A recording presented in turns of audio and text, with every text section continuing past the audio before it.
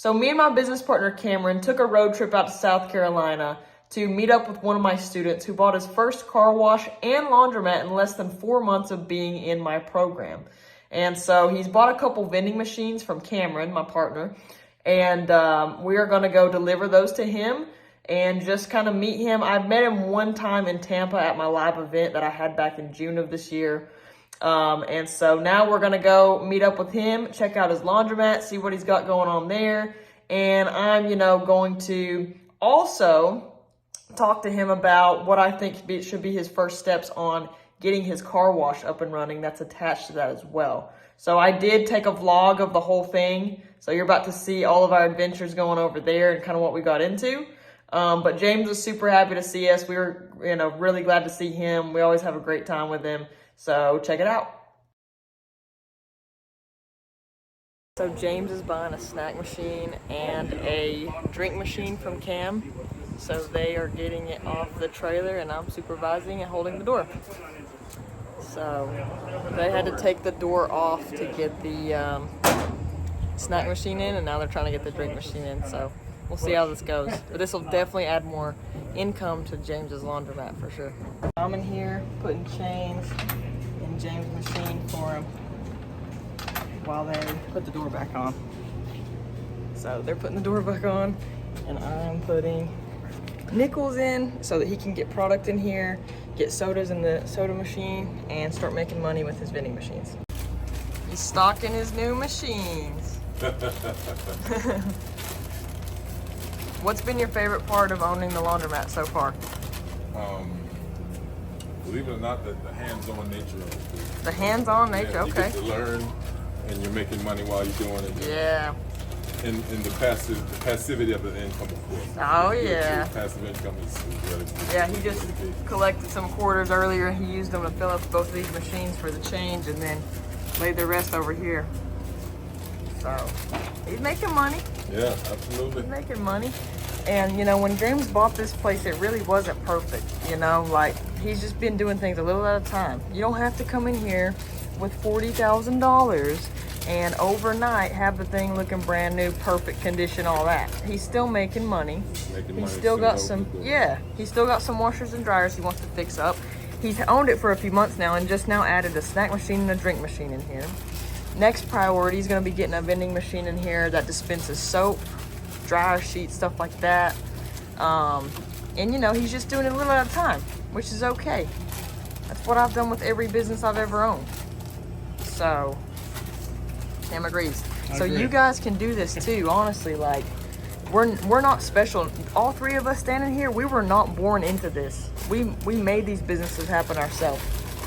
And so you guys can do the exact same thing if you put your mind to it and you grind. Supposed to have 7, so. James bought a car wash and a laundromat in less than 4 months.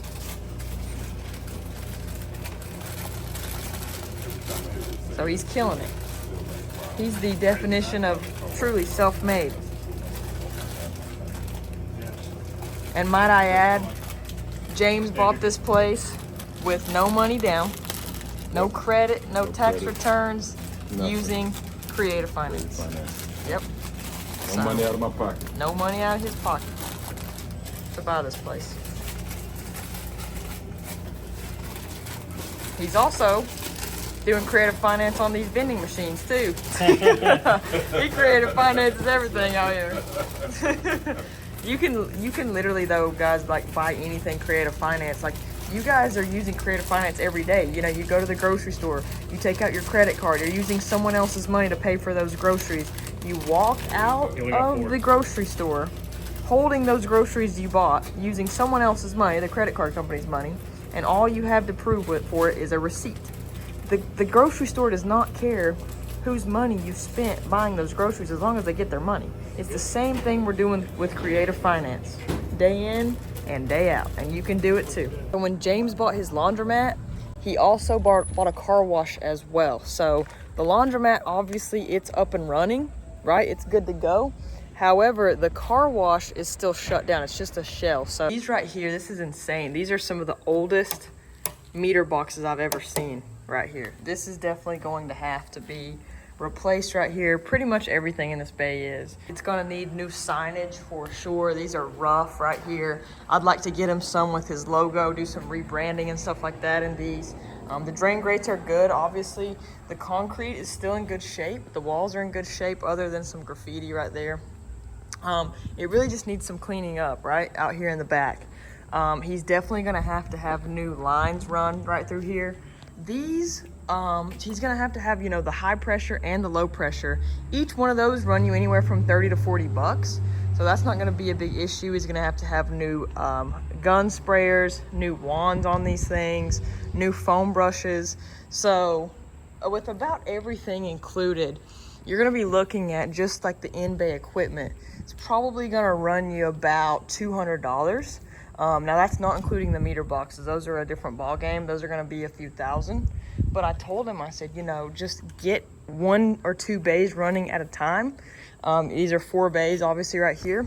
Get those running, and then you can come out and expand and get the other 2 running and go from there. You don't have to come in here and do all this stuff at one time. Now, as far as the equipment on the inside, that is where you get more costly. We're back here at the back of James's car wash right now. We're gonna go in here and check out the equipment room and see what we're working with right here. So it's really just storage right now. I would do 2 change machines. 2? Okay, so One's one not was enough. already there. Yeah, one's not enough because when that thing goes down, like I said, I've had both of them go down before. So when one of those changers go down, you always want to have a backup. Yeah. For sure. Definitely a wheat miser. You could have a pump stand that gets those pumps and motors stacked up like you can this. stack it straight up. Yeah, stack it straight up instead of having 1, 2, 4 3, bays? 4. Yes. 4 bays. Yes, so 4 motors. Four pumps and motors stacked up. Yeah. Yeah, 4 2 pumps. and 2. It's not bad. Yeah, it's probably like that high. Yeah. There are also no vacuums. Like this one right here, it could be, you know, the internal parts could be replaced, right? But he's got room for 1, 2, and then 3, 4 more vacuums. Obviously, that's gonna have to be rebuilt right there. But again, he doesn't really need that right there to start. You know, you can start with this. Now, I think this is an absolutely horrible design where you've got the vacuums out here outside of the bays. Like this should be positioned somewhere else. It should not be positioned right here where these bays are by any means, because you've got cars, traffic coming in and out, and so this is going to be blocking the entrance or the exit for other cars that are trying to get in this bay and actually wash it, right? And so I think both of these are in a very bad location. I think that if they could be rebuilt somewhere else, maybe even right here would be better. But again, I don't even think that would be a good location. You can see that there were 2 pedestals over here. I think that would be a better location for these vacuums as opposed to right here. Because if you've got 2 cars coming up here vacuuming, then other cars can't even pull in there to wash without having to go around the building, and that's just a hassle. So very poor design there. You could even look at having the vacuum pedestals along the backside there, or even out here to the side would be better. I mean, literally anywhere would be better than having them right here where they're at. So we're gonna take a look at that and see what I can do on the design for the vacuums, and get him some new vacuums in here as well to get this up and running. You can see he's got his laundromat parts over here also. So we're just gonna kind of take a look at this and see what we think needs to go into this to get it up and running.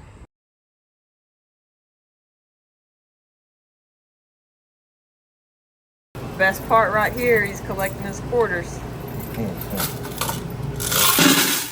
favorite part of the day. Yeah, that's right.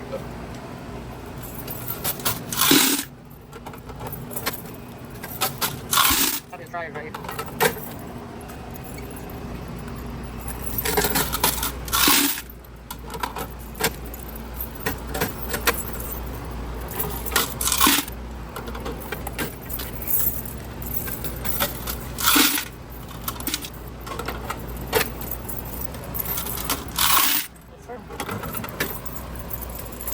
I'm always smiling though. Yeah, that's right.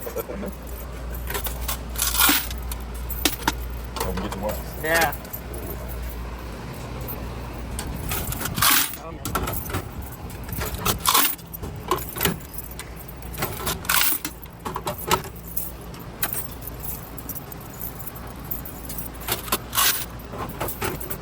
this is a day and a half. So, you can do it nothing.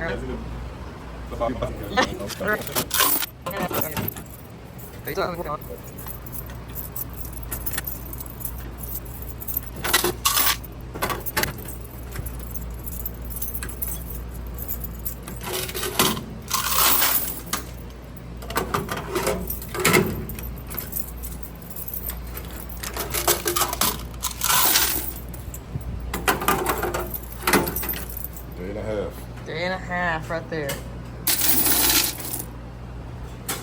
It's impressive. Yeah. Doing good. Good morning. I'm at the hotel. I'm about to head out. Me and Cameron are gonna go meet James at his laundromat. It is way too early for me. I don't like to get up till 9, but it's all good. So we're gonna go back to his laundromat and his car wash, kind of take a look at that. And then we're going to head over to a bunch of leads James has. He's working on a bunch of different leads. I think he's got 4 more leads of car washes and laundromats total. 4 leads total that he's looking at buying. So we're gonna go look at those as well. I'll give him my feedback and everything, and then I'll head home, 5-hour drive.